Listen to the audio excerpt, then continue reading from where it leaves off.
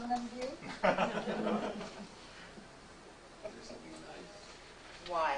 Oh, if it was your birthday, I wouldn't have to do it. I was told that I needed to make a speech tonight, or I wouldn't live to see another birthday. Oh, I'm sorry, that's the December speech. I'm sorry. My father turned 80 years old yesterday, and I don't know how that can be because I'm only 12. But I've known him all my life, and I'm 51, so I guess maybe he is 80. But I was thinking back on all of the decades, and I was thinking about the 1950s in Burbank and such innocent years. And I remember coming home from my girlfriend, my best friend's house, and the Democratic Convention was on. And in addition to my wanting a Jesus, I was for Eisenhower. And my father told me, no, because you must stay up. Bugs Bunny is going to be on, and he's for Stevenson. And so I did stay up many, many hours. Unfortunately, I fell asleep before Bugs came on, but thanks to Dad, I am a lifelong Democrat. In 1960, we moved to Japan, and Papa became Uncle Daddy, traveling all the time, but he was always there for us. We always knew that if we needed a question asked or needed someone, Papa was there.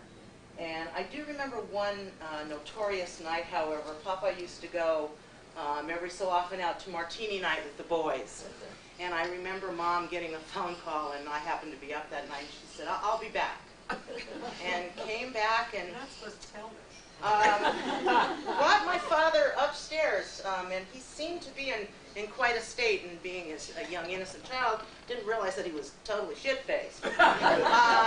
Laid him on the bed where he promptly passed out. And I was fascinated by this. I'd never seen my father like this, and I just was on the bed watching him, and all of a sudden he sat up and went, "The light is on." But where? And then proceeded to pass out again. On to the 70s, coming back to California and going to college where I just felt I didn't want to be, and so I decided in the middle of the night that I wanted to be a hairdresser. And bless my parents, and whatever you want to do, baby, you go do it. And I finished a 13-month course in 18 months. And went to go work at Penny's Salon on Fairfax. I worked for one customer, said, oh, the hell with this, and went home. And Papa said to me, I said, I'm going to go get a job, and I can do anything I want. And he goes, can you type? Can you take shorthand?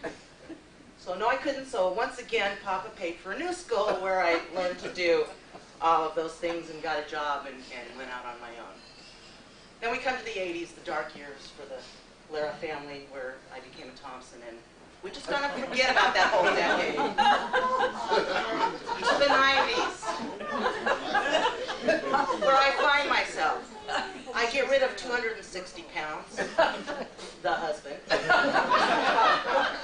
also find myself and decide, I've been doing banking for almost 20 years, and I hate this, and I'm not happy. And I'm 40, but so what? And Papa says, kiddo, you can do whatever you want. I go, can I quit my job without another job, and will you support me? Yeah, hon, I will. And they did that. Unfortunately, though, I found a job that I absolutely adore, and I'm happier today than I've ever been. And here we are into a new millennium, and who knows what's there, but I tell you, Papa, you've always been there for me. I love you. I've always looked up to you. And there's a picture I have that is my favorite picture in the world of a little girl looking up at her father with adoring eyes, and I love you more today than I did then. I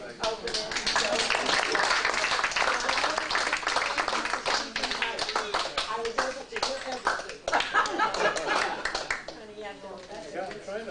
Isn't it great to have kids like this? I think that's great. Wherever they are, I told you. Tomorrow's the audition. Miriam, tomorrow the audition with Warner Brothers Studio. Awesome. Okay, after we see this, we're going to hear what the baby has to say. There's a picture that tells. Oh. Bye-bye. Aww. Let's move it along. Come on.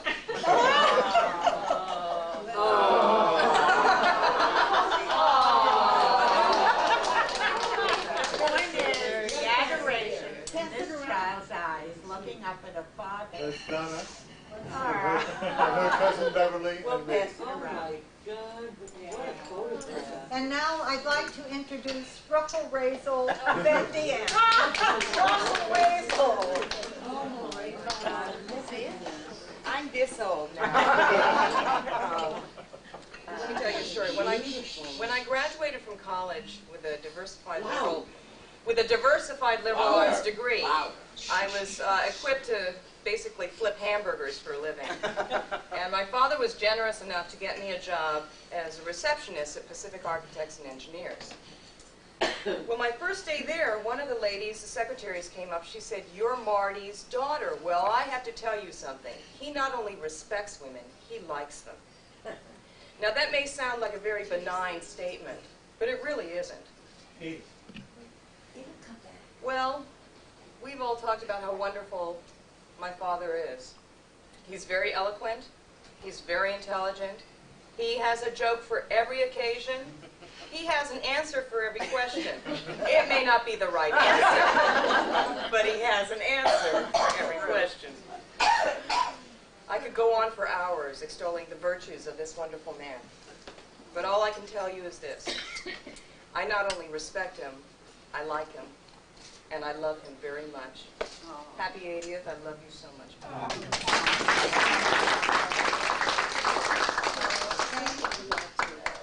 Bee, who has known them for 1,800 years.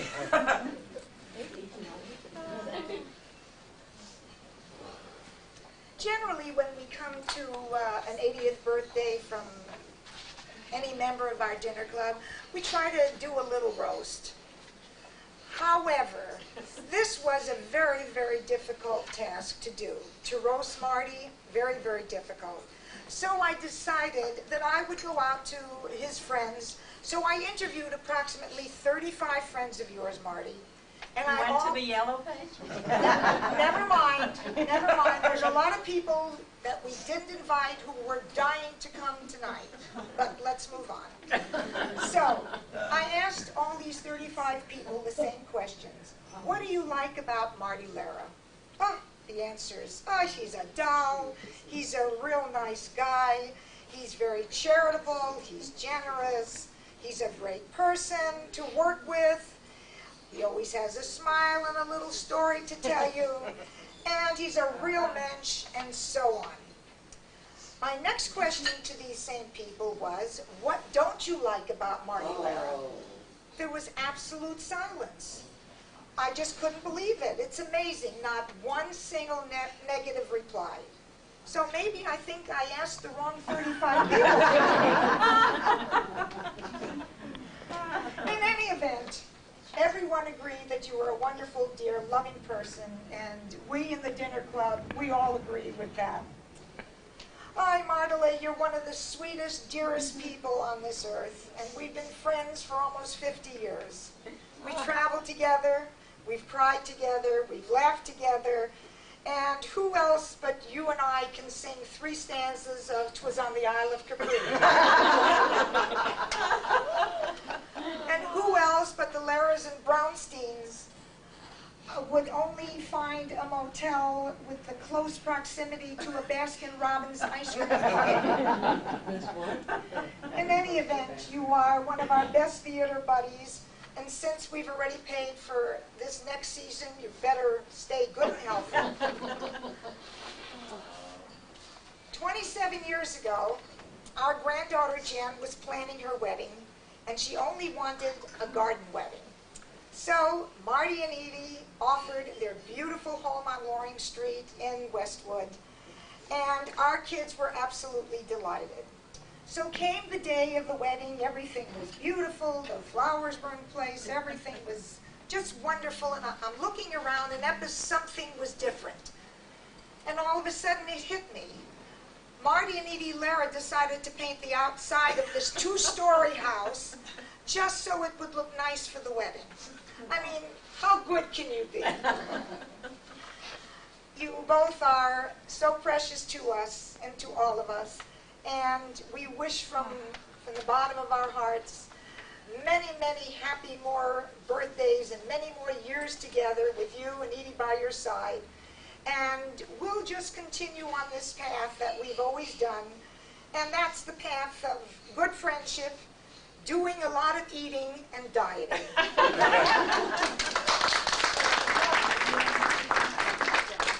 There's a gentleman not, pardon me? Excuse me. I want to kiss him. How dare she? Al Citra, where are you? He's back there. Oh, my. Would you come forward? Now we have someone who will say something nasty. Oh, yeah. Has everybody got their hearing aids? This has got to be the ugliest group I've ever seen. I've listened to all these boring speeches. This family crap has got to go. You know, first of all, this woman, what's your name? B. Huh? B. You're out. She made this ridiculous survey, 30 people never talk to me. I'm the guy you got to talk to. I live with him, believe me, on the tennis court, at Home Depot, at Costco, almost a couple of times a week. I know this man, believe me, better than most of you. I should have introduced you. Keep quiet, I'm talking. I've just been hearing about his travels with the handbags and with the police. He says he's traveling around. It's a lot of crap. He has been in Europe where everyone in all these isolated cities knows him. Why? Because he's got these women all over. He is known in Amsterdam, where you walk on the street in Amsterdam, where all the girls are in the windows. That's his retail outlet. Not true, I was there with him. This is the man you got disease from. I want to tell you something. This is a charade. The only reason that we are here is because it's free. I got to tell you, it's a truth. Only for you. They are going to get bills on the way out. I mean, it's ridiculous, this testimonial stuff. No one has ever... I was 80. I didn't even have my family there. My wife had to be there because she wasn't feeling good that day. So here we are giving all these accolades to him. This man is not only a bad sport. When I tell you this, you told me he's a great athlete. Who said he's a great athlete? He's a bum. I play tennis with him every single week. He calls the out balls in balls out, depending on who he's playing with. Today we played two cripples in one.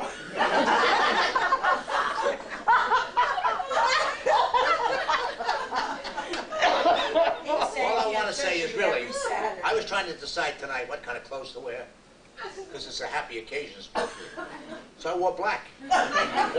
To me, this fits the occasion. And I want to say that I enjoyed being here because every once in a while, it's nice to see people that Monty keeps telling me about. He calls it the TBG group.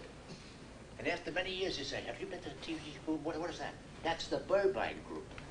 He idolizes the Burbank group. Do me a favor, get him back. Get him out of West LA. Get him back. He belongs back here with you people. Yay. Because I wouldn't have you people in my neighborhood.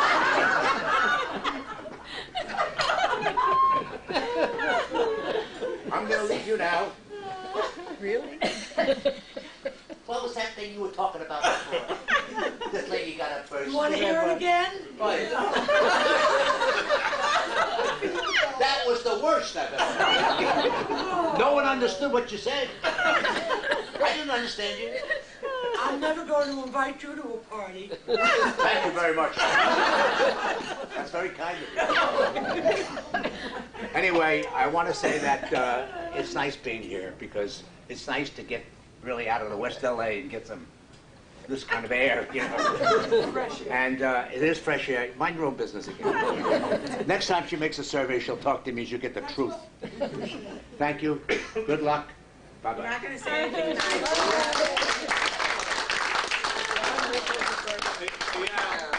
You could at least have said I'm a great tennis player. I want to tell you why I like to play tennis with him. I'll tell you why. He's the only one who played with me. Nobody else will play with me. That's why I like to play with him.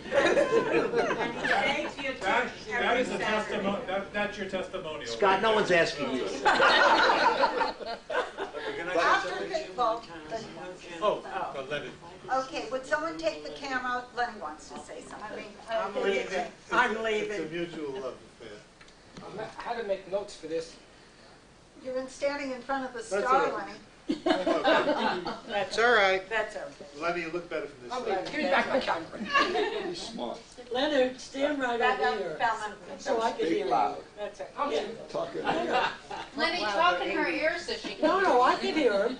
As far as Marty is concerned, he's a nice New York Burchick. You think that he's a New York Burchick, he's smart, he knows what's going on, but he really didn't do too well. What does a nice guy like him know about getting in the army and getting into the infantry? He didn't know that Kangahaga round up. And he almost did when he participated in the invasion of France, got shot in the leg, and he's still carrying around some problems there. But the nicest thing that he accomplished in the army is that after he left the army, he met a nice soldier, former soldier, Edie. Not nurse. Nice, Wow. whack. I said nice soldier, not a nurse soldier. Whack. Wacky soldier.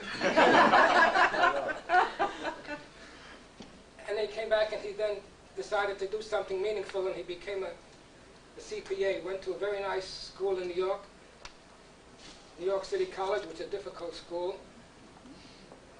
And from there he decided that he would do something really nice and leave the East Coast, and he came to Burbank, California. How he got to the Burbank, Benmar Hills from New York, God knows. And it was there that he made his mark and he became acquainted with Pacific Architects and Engineers, and they put him on a trip traveling around the world, starting in Japan. And he spent some meaningful years in Japan and then decided that that's enough, and he came back to the world of the United States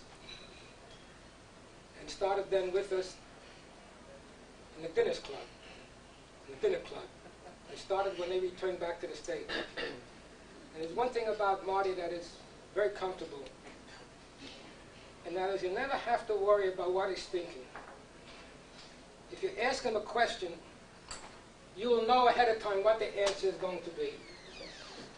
Because if you put yourself into the mind of what would an ethical, righteous person say, that's what Marty is going to say. Whatever he says, you can take it to the bank.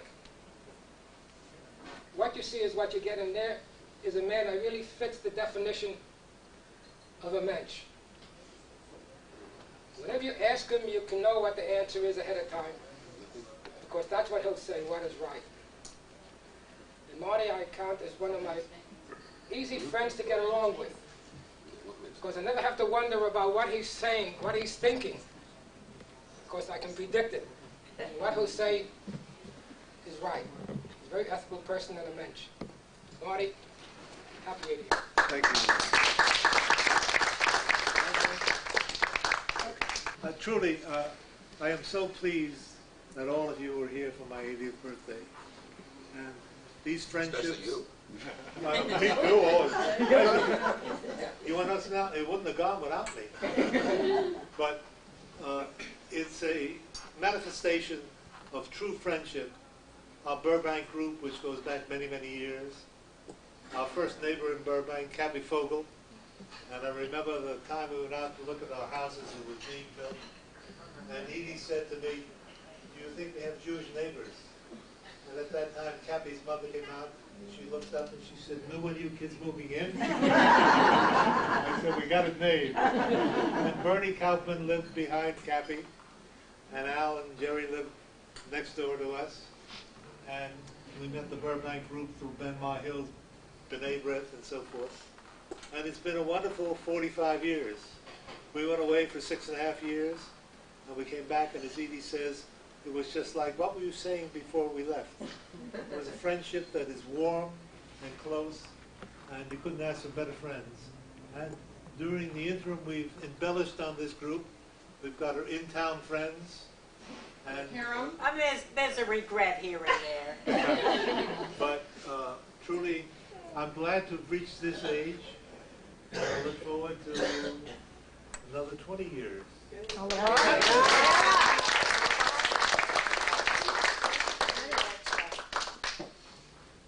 Marty, I have a question for you. Yes, sir. Now that you're 80, does that mean you don't bike no more? Harry, I stopped biking a long time ago. No, Harry and I used to tell a story. I would tell it in Yiddish, and Harry would translate it into English. No, Harry would tell me. No, I would tell it in Yiddish. Harry translated it. And one of them, this man says, the woman asks him, what do you do? He says, Ich bin retired. And Harry says, that means I don't bike no more. Right, Harry? Right. So, truly, I am so pleased that all of you were here. And I couldn't ask for a better group of friends. And as I said, to use the old Yiddish expression, to 120. I'd like to say that you are all invited to the 120.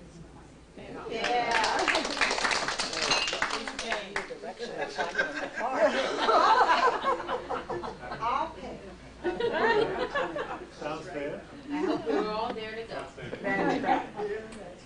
Anybody else have anything to say? So. Well, you know what this reminds me of? No. It reminds me of the funeral of this guy, when the rabbi said, would somebody say something about the departed? And the guy got up and he says he was a dirty, rotten bester, he was a rotten skunk, a thief, a ganef, and there's a hush in the crowd. And the rabbi says, is there anybody else going to say something? The guy gets up, says, I knew his brother, he was worse. No, but this is true. Petey and I went to a funeral once of one of our girlfriend's fathers, and we were sitting there, and all of a sudden, Petey and I look at each other and we say, who are they talking about? And they made the guy so good after he was dead. We're making you good while you're still alive. And that's important.